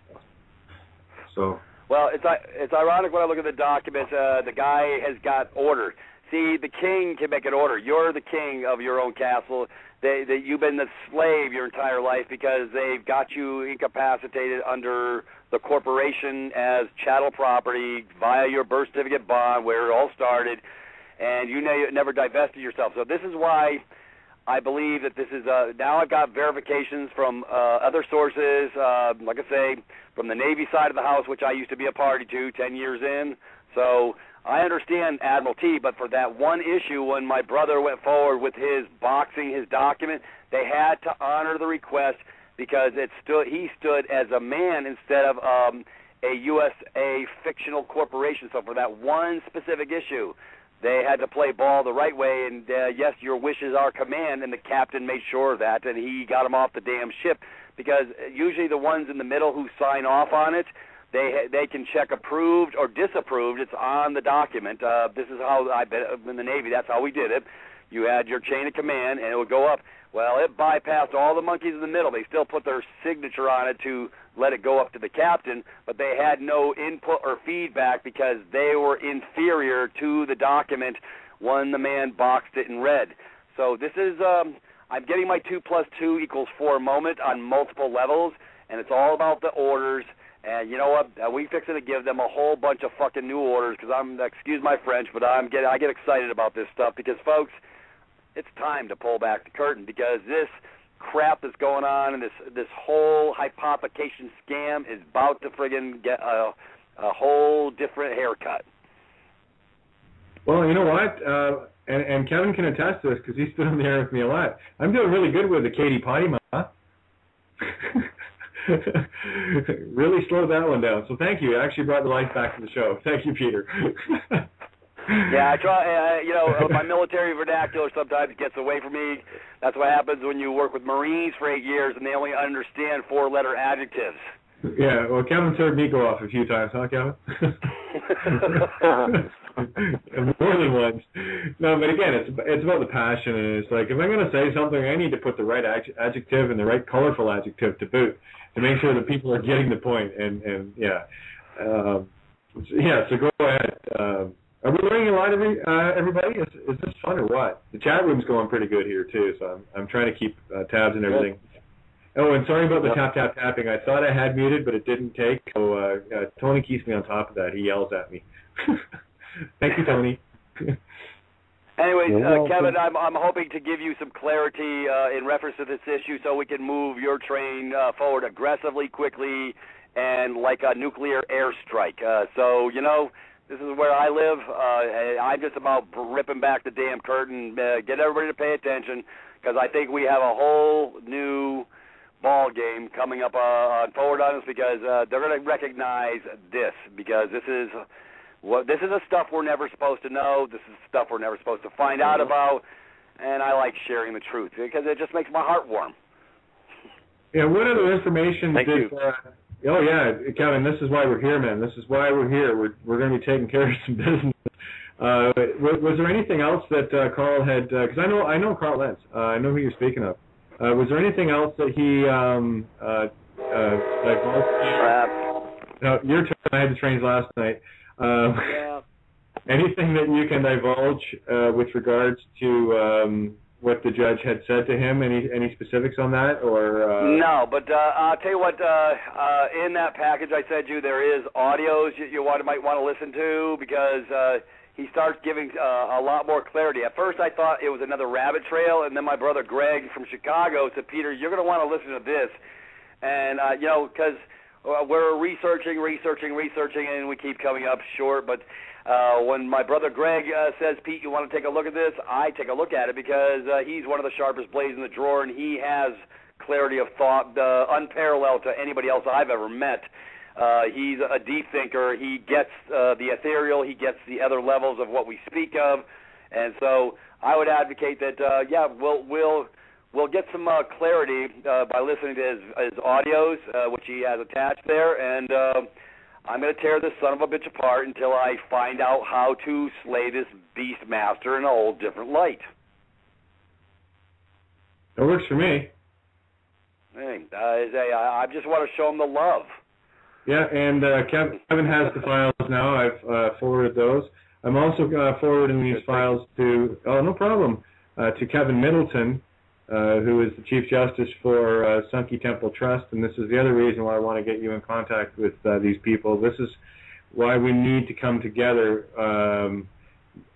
Just based on my own observations of I love sitting here because I get to see everything. When I observe different groups all doing slightly different things, but all in the same vein of truth, and I see how everything is starting to fit together. And so that information, Peter, thank you for gathering that up. There's also, I wanted to, another shout out for Claudette. I know she wasn't getting on earlier because apparently computers aren't her favorite thing. Claudette, I'm glad you tuned in. You've got a hell of a boy. Thank you, Jim, for passing that along. That's our December 21st, 1945 being on a most interesting birthday. So anyway, I just wanted to say that. I'm passing this information over to Kevin Middleton as well. I'm also going to pass the contacts around, Kevin, so that you have this, and we're going to start getting everybody interwoven in this beautiful light weave that is going to absolutely create this net that's covering the whole planet. And you're okay with that? Mm-hmm. Yep. That was my sarcasm. Yeah. Kevin knows we all have our, we're all being brought together under a commonality to, we all have our special skills. So, let us do what we do best. You do what you do best, and hey, we'll, like I say, I'll bring the Laws rockets. I'll bring some SEAL team ops, and somebody bring some accelerant, and we can have some fun, because this is a party that nobody's going to want to miss, because this thing is moving forward, and it's gaining legs on a different level. So, let us, ones that are the catalyst to move forward on different levels. Like I say, you do what you do. Kate does what she does. I do what I do. And this is a collective mindset that actually beats the brakes off the clowns at the circus at a whole different level that they never expected. And it's time to have some fun. Matter of fact, Brother Ted just downloaded me Bank of America retired judge spills the beans. I guess I'll have to go read that document in a minute. So this is exciting stuff, folks. Like I say, it's time. It really is time to change the paradigm. They know the jig is up. They really know the jig is up. They're going to get caught on a whole different level, and they're not going to have any viable escape hatch, I guess. I like to when I play ball, I like to lock down all the doors, all the windows, and I might leave them a little half inch to escape out the underneath the window, maybe. But I play for keeps because they've been screwing my brothers and sisters in commerce. That's why they call it commerce. Look at the definition. It's called intercourse. And they've been screwing everybody's brakes off since the birth certificate bond that's been going on, for many, many, many years. And it's really all about the money, folks. It really comes down to that. So, you got to love it when these are a bunch of harlot whores, and now they need a little schooling on proper manners. Peter. it's all about the money on one level. The actual thing is that money is just a tool and construct, and it's all about controlling the entire human race. Right. There you go. Okay. Yeah, that's why when you look at the saying goes, for those who are first come last, and those who are last come first. Those that have built the mountains of illusion called money and all the rest of it are the ones that we have to have pity for, because they have literally traded off their infinite immortal selves for piles of illusion. They are the ones most duped. Those that have been led by their egos to that level are the ones that are of the lowest order. Again, those who would appear first in this illusion are the ones that are actually going to come last. And this is why we have to count our enemies as angels. In that, in all the dark things that they have done, they have brought us to our own awakening of the comparison of light. And this is why every curse is a blessing and every blessing is a curse. And it's how we, as individuals, look at that. And when we start blaming others around us, we have to remember that those that we are blaming are merely reflections of ourselves. And yeah, the money is the biggest construct. I do want to pass along the information again. I've got to get this information up. The ELF transmissions. For those that have it, please pass it to your friends. For those that don't, I'm going to hopefully have it up on my blog page. And Tony, I do want you to jump in at some point and let people know what's going on in the next, say, 24, 48, 72 hours. With all the information and where it's being codified. Why don't you do that right now? Kevin, we want you included on this as well, please. Yeah, good. Okay. Just really briefly, what we've all equally decided to do is to put together a joint website, which is going to be a porthole. And Santos's information, Kate's information, and radio shows, etc., we're all going to pull together and do one particular push. And the same push is going to be Kate's information is critical to awakening, same as Santos, same as Peter's and DP. All of these things are so interrelated that they're just perfect for each other. So what we're going to do is create one single portal. I say we're going to do, we've already done it, but the point is it's not live yet.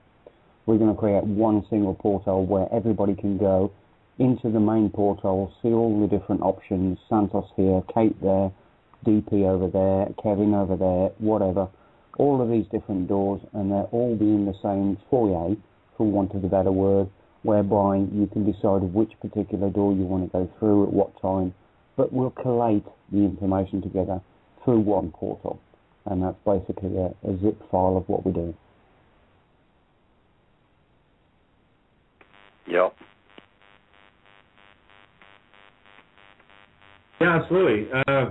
And feel free, guys. Don't worry about waiting for me to start talking, because I'm always waiting for you guys to jump in. Again, Kevin, it's what we're trying to do, get everybody accessible in every way we possibly can. And this is why if we've all had our hearts and desks open for everyone. Please show up. Just show up. The train. We'll go back to the train. Go figure. We had a coming through there. The train's ready to go, and we're just here trying to stamp people's passes. That's all. That's it. No charge. Let's go. Stamp, stamp, stamp. The only thing it's going to cost you is you to give up the bullshit and to get into the line of truth. That's it. It's not big. It's about exposing that which is wrong with what our world, which is part of our consciousness. We are the neurons that are beginning to come together in a coalescing. All our roads that lead to Rome are converging now, and we're getting our higher mind, which we are all part of. If you look at the as above, so below, the human body is the macro-micro, and we are all merely cells within that, basically neurons on Gaia firing. And how is our mind working as Gaia Mother is being birthed into a new galaxy, a new universe? This is an amazing thing to be witness to, guys. This is absolutely stunning, Yeah, it's an amazing time to and something else too just crossed my desk. Thank you, Yadra. Again, I try to stay in the now here. Deatra had mentioned someone had sent her an email from curezone.com, and this has been very critical information. I will divulge something that I feel intuitively to be true. I guess we'll see, won't we? But anyway, what this individual had written was, please, Deatra, can you let Santo, Kate, Tony, and know that the real reason for chemtrails are to stop the rays of light on the 21st of December from penetrating the Earth. Yeah, absolutely. We've talked about the aluminum oxide. I don't want to get off topic too much, but I think this is pertinent because it's kind of our planet, right? The chemtrails, there's aluminum oxide in it, and it's not so much that they're going to be blocking the rays of light. What aluminum does in its natural state is it has a reverse torsion field. It goes in reverse. Same reason, the same thing that high fructose corn sugar and why they put it in everything that we eat. What happens is it's got a reverse torsion field around it. It spins opposite to allowing energies in. So what happens is when you eat all these high fructose corn sugars and the chemicals hitting the earth, these are actually shields, not allowing our DNA to pick up the energies that we need to pick up. But now that you're aware of it, you can actually think that away. It's as simple as that. I need you to lose the fear. This is how hermetics works. You just know that now that I'm aware of it, it's in my universe, it has no more effect on me. That's the only choice you have to make. And what's happening with the Earth, with Gaia, they're trying to coat her in aluminum oxide, these reverse torsion fields, to deflect the energy space to try to prevent her from birthing. So what we need to do is put that in our collective consciousness, upload it into the Akashic, and now that it's there, all we have to do is empower it. It only takes one other being to understand what you just said there and agree with it, and that's it. Manifest. It's done. You know, they say, Kevin, you probably had a few weddings in your day, yeah? Oh, yeah, more funerals than weddings, but yeah, I've done them. When you put two together, they become what? They become the one. You cut out there. I didn't hear you. Sorry. When you put the two together in marriage, they create the one, yeah? Uh-huh, yep. That's the same concept with when you put two minds together, the sum of the parts becomes greater than the whole. So that's, again, no fear, guys, because if you're feeding this fear energy to the chemtrails, when I go out and see them, I go, guys, enough. Okay, cancel. That's the power you have. I don't doubt it anymore. Yeah. It's the doubt that has stopped us from being the creators that we are, that we have been created to be. Exactly, belief. You know, this is where you got to know something, not believe it. Yeah, absolutely. I don't believe a damn thing. I'll know it or I won't. I know that 1 + 1 = 2 in the regular math sense. I don't believe it.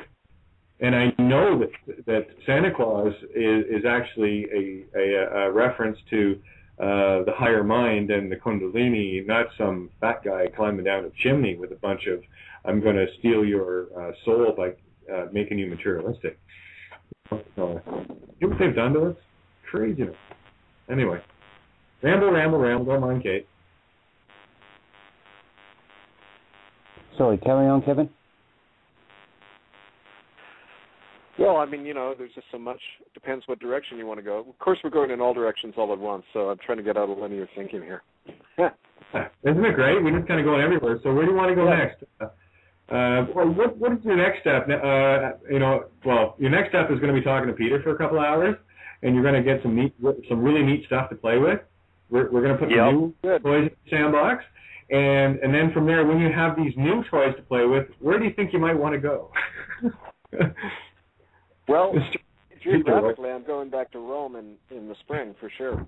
There's a big convergence happening in Rome and London, probably in April, and a lot of these forces, seen and unseen, are going to be coming there, and so I'm going to be part of that. But yeah, all of this knowledge is really important. It's all coming together now for a reason. Yeah, absolutely. One thing I would mention to you, Kevin, I don't have your contact information, but of course Kate does. Please contact me outside of the radio show, because there's lots of other bits and pieces that you really need to know. And I'd also just like to double check on a couple of things to do with, who's running the bits and pieces or the legals behind the scenes, because there's some good information. I can give you my email and Skype info right now. It's already done. My email is what? I've already given hidden from history. Oh, hiddenfromhistory1@gmail.com. Okay, thank you. His email, hiddenfromhistory1, like the number 1, @gmail. Cool. Cheers. Thank you. And Tony is so polite when he says, Kate's a lazy bitch. She hasn't given me that yet. I know. It's great, eh? Feel the love. I'm just kidding. I love you, Tony. You're so awesome. Right, on with the show. Come on, get your shit together. Well, tell you what, let's pull the ship together and let's get talking about Steve Kelly. Maybe you might want to give a bit of an intro for Friday, which will bring us into another tangent with Kevin and Peter. Let's do that. Cool. Well, you're talking quite a subject now. Yeah, well, head fake me with the contact thing, and I'm going to head fake you with this. There you go. You bitch. All's fair, baby. All's fair. Let's get the truth out. Come on. Okay, actually, Stephen's just actually sent me a link. Okay, no, that's fine. Yes, we've got Dr. Stephen D. Kelly with us on Friday. All being well, in inverted commas. In other words, it's already pre-planned and organised, but the point is I need confirmation that that is indeed going to happen. All being well, we should have Stephen with us now. Stephen's got an incredible background, absolutely incredible. He's done lots and lots of work on energy weapons. He's worked on high-powered laser systems. He's designed laser sighting systems for the military, CIA, all sorts of black ops situations. And he's been involved in a lot of underground bunker building situations as well, in contact with a lot of people. And this is information, incidentally, that's already out in the public domain, so I'm not saying anything he hasn't already said himself. The point being is, he went and gave a speech in a conference, something to do with alchemy. I can't remember the title off the top of my head. But basically they closed the doors on the seminar. Kerry Cassidy was involved and various other people, but they closed the doors on the seminar to make sure that the information got out to the public. And this information includes things such as free energy, anti-gravity, and our local neighbours in the vicinity of this planet, and underground, plus a lot more information. I can't even begin to scratch the surface. Men in Black, the lot. This guy's been involved in it firsthand, and he's worked for the powers that be that compartmentalise the information. In other words, split it up into pieces so everybody who was working on the program didn't understand it. And he's been involved at the top levels with this stuff. He's recently gone public with whistleblowing information, and he's just written a book. I'm so sorry, the name of it escapes me right now. I've been doing a million things at once. But anyway, we'll go into all those details on Friday, so it's going to be one hell of a show on Friday. And he will reissue the information plus a lot more about what he was explaining at the seminar or the conference. So this is going to be the second time a lot of this information has come out, but it will be the first time it's come out in the public domain, as in radio, or the public media, if you like. So that'll be an awesome show, and that's set for Friday.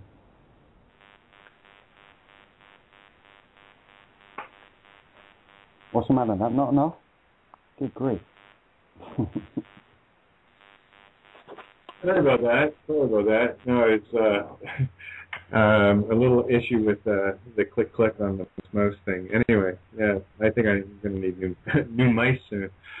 Oh, they don't get worked out too much here. Yeah, so we've got a lot of stuff coming up, and a lot of stuff that's happening. And Kevin, you have the quote approach tonight. It's time to get away from this linear thinking, and that resonates like you would not believe with me, because that is creation itself. There are no straight lines, baby, in creation. It's all curvy. Yeah. No, there's the quote of the night. Thank you, Kevin. That was beautiful. Well, it's just nature. I just keep going up to the local waterfall and sit there and get clear. So that's what it does for me. Isn't it amazing? And I was kind of neat today. I was out in the deck with Eric and feeding the squirrels almonds and natural and unsalted, the real stuff. And it was just it's so neat to see these little squirrels and how they're plumping up, getting ready for their sleep, right, kind of thing. And Yep.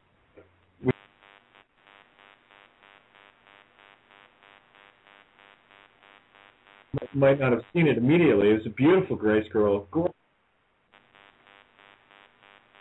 Okay, Kate, you're being cut out there. I'm not sure if you know that or not, but yeah, there's big, huge blank patches. Okay. You gotta love that, eh? I had to bounce at least once tonight, Well, of course, they've got to keep up their end, don't they? Yeah, well, I was only talking about squirrels. There must be something to this in this observation, but it was neat to watch the squirrel. We dropped the almonds, and it wouldn't be necessarily beside it. You'd think that it saw it based on where it landed, but it wasn't like it was watching with its eyes. And all of a sudden, it would start walking around, and it was smelling, but there was something else going on over and above that. It wasn't smelling it, seeing it, hearing it, whatever. It was like homing in on this energy thing. It was beautiful to watch.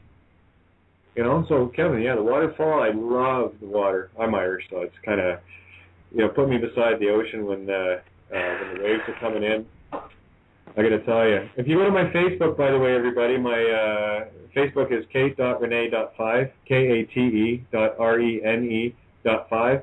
You'll see the photograph on my page there. I took that back in 2008 when I was in Ireland with my dad. And it was at least 40-plus kilometer-an-hour winds coming in off the Irish Sea. And I was leaning into the winds to get that photograph, and what a beautiful shot of the Giant's Causeway.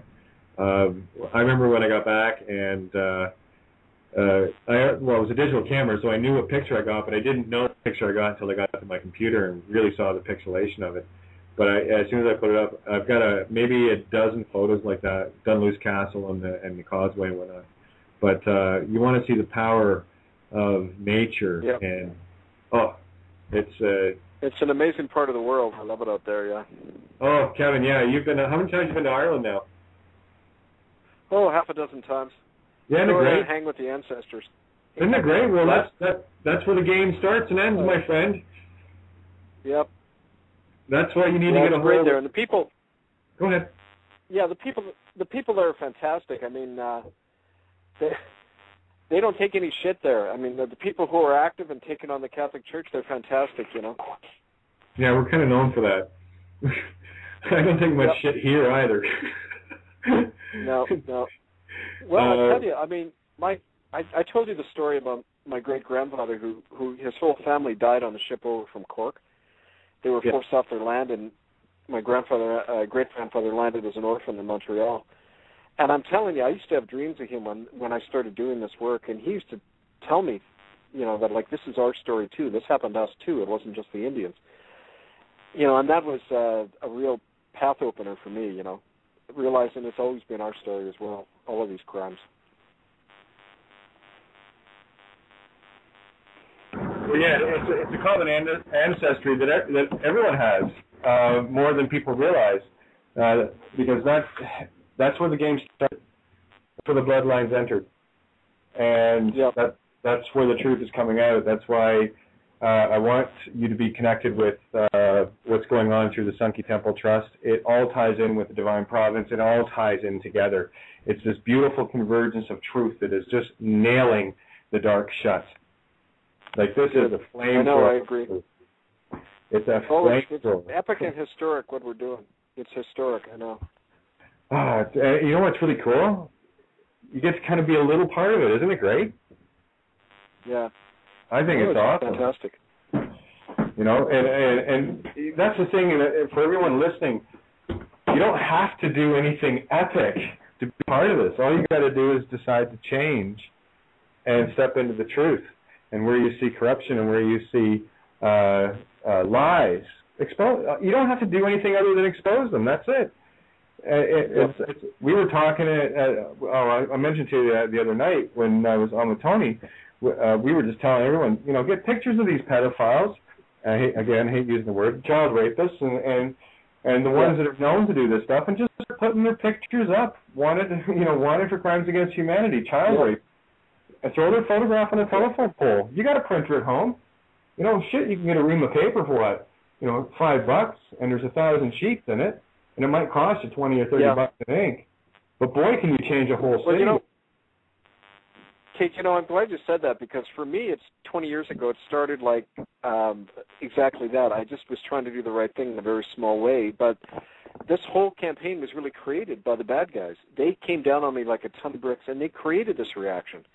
So they dig their own tomb, these criminals, And people just have to stand by their own integrity. And that's it. It takes nothing more than that. It's a matter of making the decision. Do you want to be part of the problem, part of the solution? And it's nothing more than that. For sure. But and there's another poignant comment you made with regards to, you didn't start, nor did I. I didn't start out on this grandiose, I'm going to change the world and I'm going to be this and that. I was just not happy with what was going on, and I didn't see it as being fair. And, take the baby steps. It leads to the next baby step, and it's like, oh, my God, then you uncover 2 things. That uncovers 4. That uncovers 8. And then before you know it, you've got the whole system looking at you going, shut that being up, Yeah, for sure. And they failed. Evil has to destroy itself. Kate, I need a few minutes to prepare for the next interview at the top of the hour, so do you mind if I bugger off right now? Oh, Kevin, no problem, my friend. We've yapped your ear off for an hour and 3/4 here, so where are you heading to for a show? Did you want to announce it? Yeah.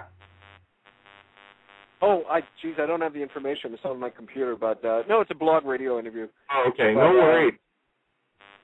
Yeah, but I really appreciated talking to all of you, Kate, and we'll talk again soon. Probably tomorrow with Peter. We need to get this information to you. Good. So, okay? Much love to you, and thank you so much for what you do. All right. Thanks, everybody. Talk soon. Take care, Kevin. Yeah. Okay. Bye-bye. Oh, well, we got 18 minutes left here, guys. I'm sure we can fill that blank, no problem, huh? Yep. I'm really, really excited about what's happening. And do you know why I know when a lot of stuff is happening, Peter? Is when I don't hear from you or Tony, and you guys don't hear from me, because we're just running schizoid trying to get caught up. And then we all come to the table and look at my marbles. Look what I got. Look what I got. Hey. Well, like I say, I'm digging it. See, I don't want to go off half-cocked, no pun intended, but I want to bring some meat and potatoes to the table, so we got something to chew on, digest on, because I want some clarity when I bring an issue up. Because, like I say, I'm battening down the hatches. I'm fixing to move in a different level. I mean, it's ironic. The last week and a half, I've been beating the brakes off of getting this bond crap friggin' moving forward to put the bear in a box and play this game.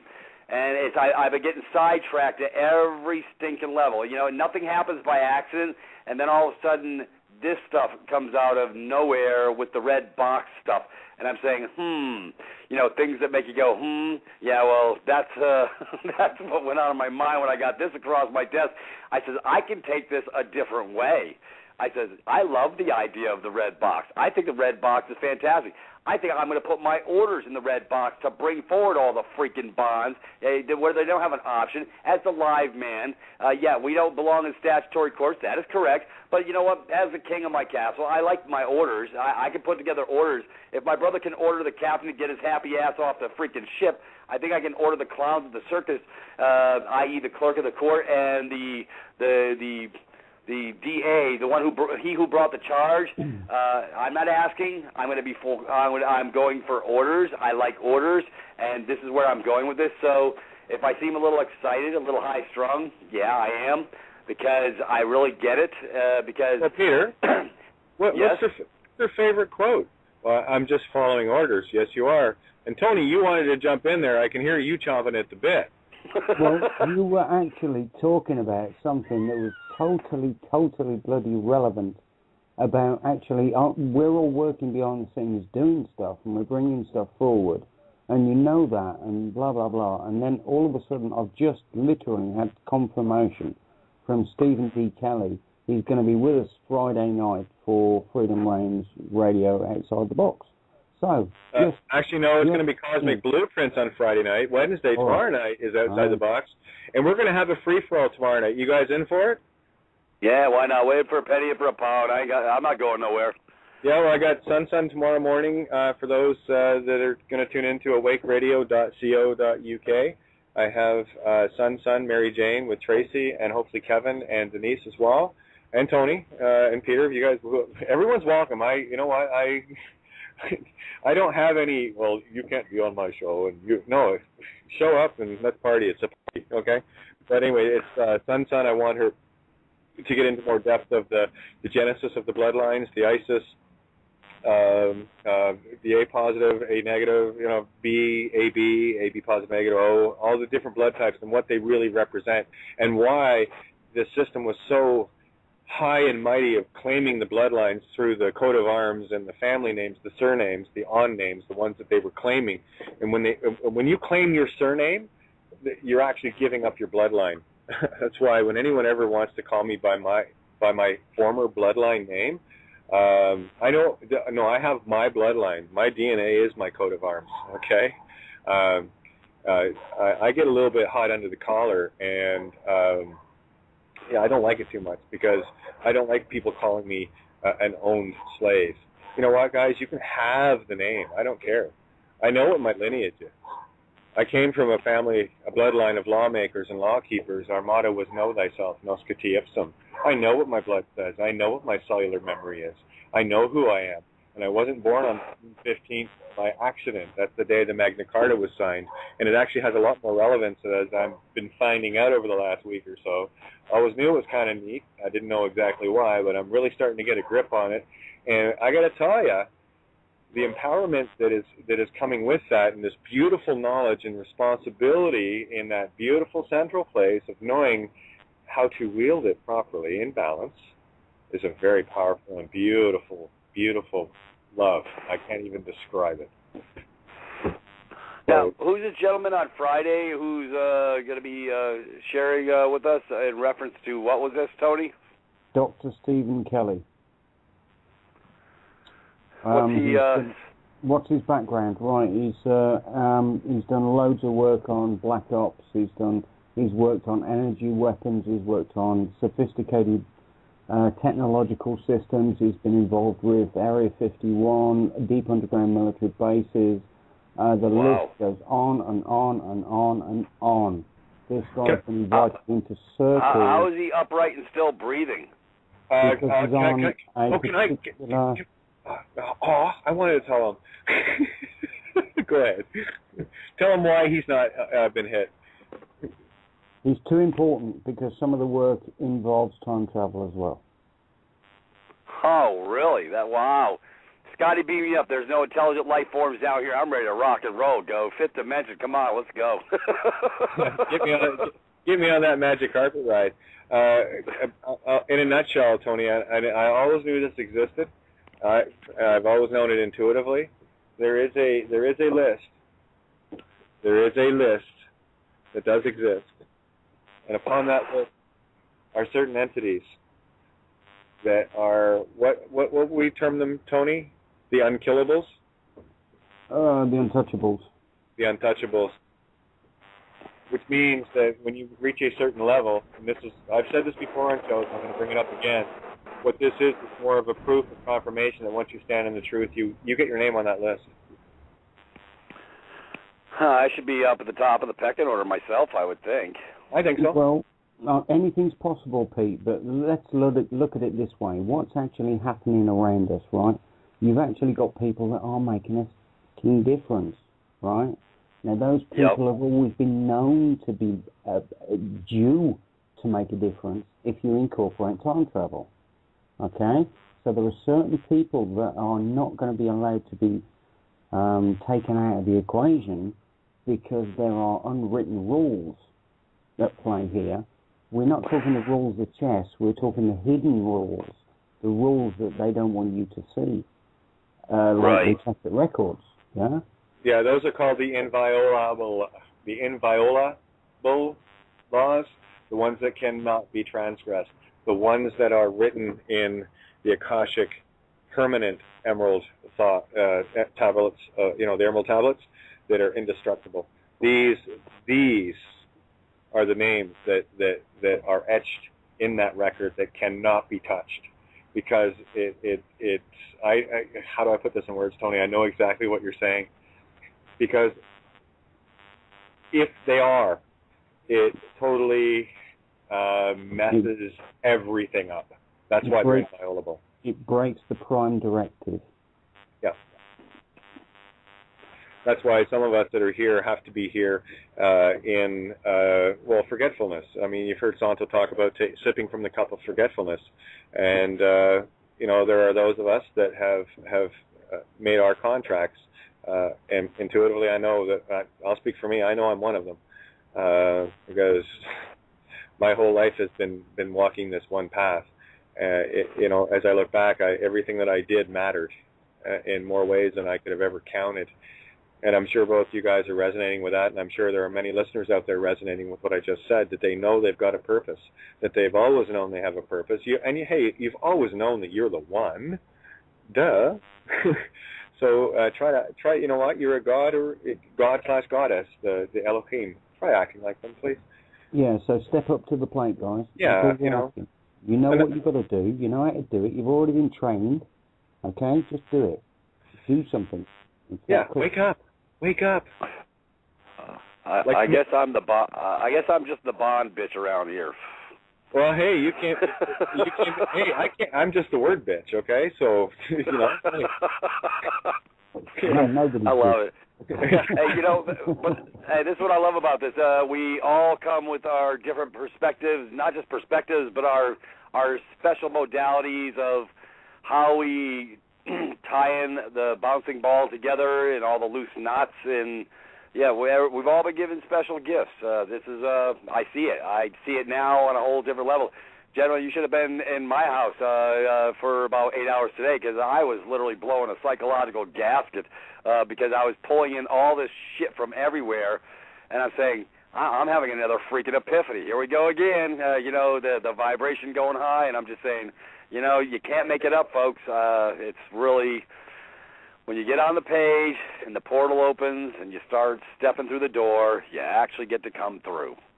Yeah, and we're coming through the door too. What we're doing is we're all coming into the ballroom dance of life. And the only choice you really have are what shoes you're going to dance with. I would suggest taking off the concrete buckets that are on your feet, those that aren't dancing. And, I chose these beautiful high heels, so very comfortable, in order to properly waltz. I came here for the peaceful waltz. Yep. Yeah, it's ironic. My wife was a ballroom dance instructor. I have rhythm, but I'm just not a dancer type of guy. I have my brain has the metronome. I understand time signatures, all that, cha-chas, rambas, all that.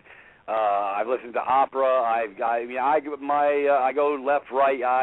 I pull all the shit together. See, I'm not just I'm not a unilateral thinker. Hey, Kate, you see when I fill the box up with all the different types of music, I can go to any side of the fence I want, because that's where my heart is happy, and that's where it lives. Oh, exactly. And I know more than one girl that would take you on the dance floor and work with you very carefully to get you graceful if that's all right. No sexual harassment tonight. I'm too tired. Oh, no. Remember what we said earlier about the untouchable? Okay. Yeah. I'm not even open this shit up for dialogue. There we go, outside the box, ladies and gentlemen. That's why you tune in, because you never know what you're going to get. It's a big bag of bits and bytes. Every hand's a different, brand new ball game. Remember that commercial? Oh my God, that was years ago. Yeah. Bing Crosby, was it? Yeah, Bing Crosby did it. Anyway, yeah. So I tell you, what a ride. Oh my God, Bill. And I know Bill's here somewhere. Bill Hick, he's around here somewhere. He's like going, yeah, I told you it was just a ride. And it is, and what a glorious ride. And here we are helping our mother birth into a new galaxy, a new universe, a new dimension. And, Troy, if you want to be a part of that, all you have to do is change your mind and decide to walk in the light and decide that, you know what, you've had enough of the taxes, you've had enough of the kids getting disappeared and murdered and raped, you've had enough of the wars, you've had enough of Palestine, Gaza, getting stripped down to nothing, and that is an indication of how close we have come to this, people, because Prime Minister or President Morsi put together a big peace consortium to put an end to the Israeli invasion of Gaza. What has happened today in terms of the Middle Easterns coming together, I know exactly what caused it. I'll get into that another day, but let's just say that I know that the things that what we're doing and the people that we're connected with are doing are manifesting this, and this shit is changing fast. I'm watching the planet change literally, by the minute, and it's beautiful. It's layers peeled off. So don't ever, anyone else out there, ever tell me that you can't make a difference, because you can. The only reason that you can't make a difference is because you've decided not to, and you have to decide to make a difference. And Kevin, don't be fearful. What's that? Fear. Don't be fearful. This is the point. Well, that's the whole thing. What Kevin said. I mean, Tony, you didn't walk into this game, and Peter, myself, and Kevin. I know all of us. We didn't go into this with grandiose. Well, I'm going to change the world. I'm going to be this and that. No, quite the opposite. I got to tell you, I didn't. I must have, or whatever. I have no idea. But anyway, who in the right mind would come in and say, well, I'm going to do something that's going to rip my family apart, lose me my house, lose me everything I've ever worked for and never thought was valuable in terms of endearment and all the rest of it. I'm going to ostracize myself, and I'm going to be a tranny and all the rest of it, and I'm going to be, think about it. Yeah. Exactly. And then go on the air and tell everybody. Yeah. Madness. Isn't it great? I love being a little crazy. It's wonderful. And here's to all the misfits. Here's to all those that. I got to pull it up. We got a couple of minutes here. I got to find this for you guys. You're gonna love this. It's on Facebook. It was a post I put up earlier about here's to all the misfits. And I'm gonna make this an ode to you guys, because you are amongst a group of my favorite misfits. You are so outside the box, people. I love it. Yeah. So anyway, talk away. We got like 4 minutes left here.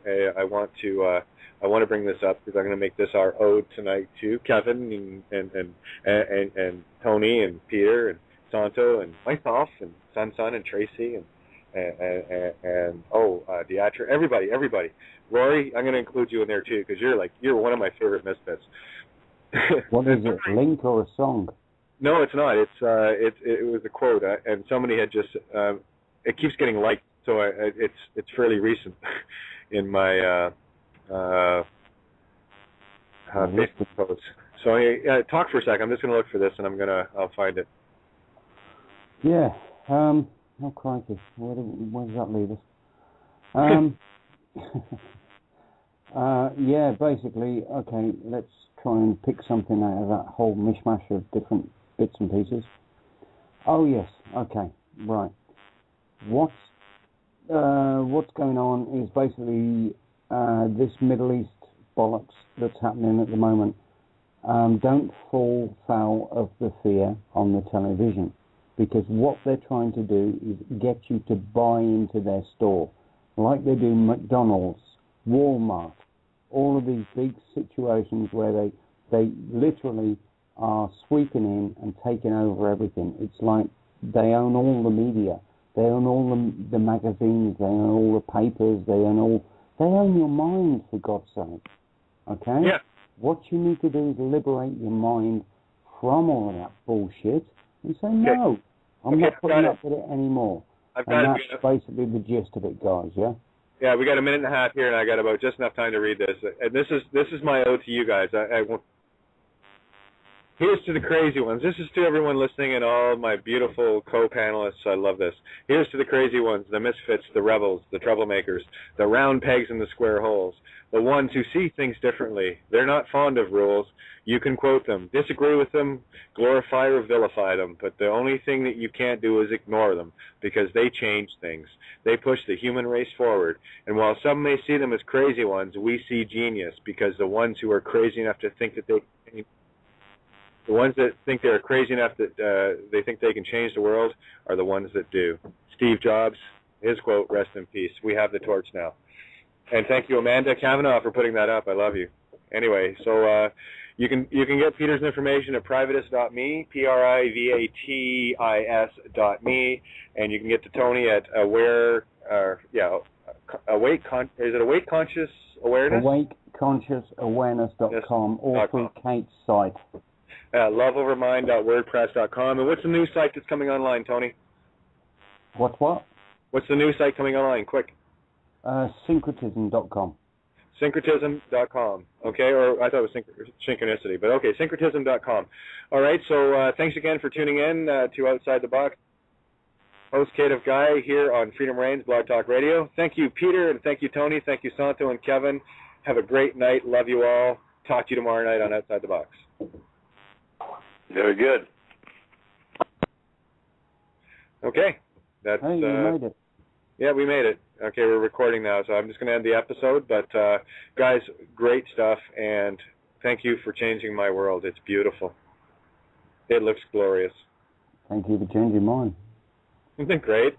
Bloody Divinity Reverum. Have you told Pete about that? Oh, yeah, he knows. He's off the line now anyway. Anyway, are you going to join me in the morning? Or it'll be 4 to 6 p.m. your time tomorrow. Quite possibly, yeah. I need to touch base because of various other things going on. All right, well, I'll call you back. This is on the radio show, so I'll call you back. We'll work that out. So thanks again, everybody, for listening. Glad you downloaded and got this far, and you'll get the rest of the details tomorrow. So I'll call you back when I hang this up. Okay, Tom? Okay. All right, love to all.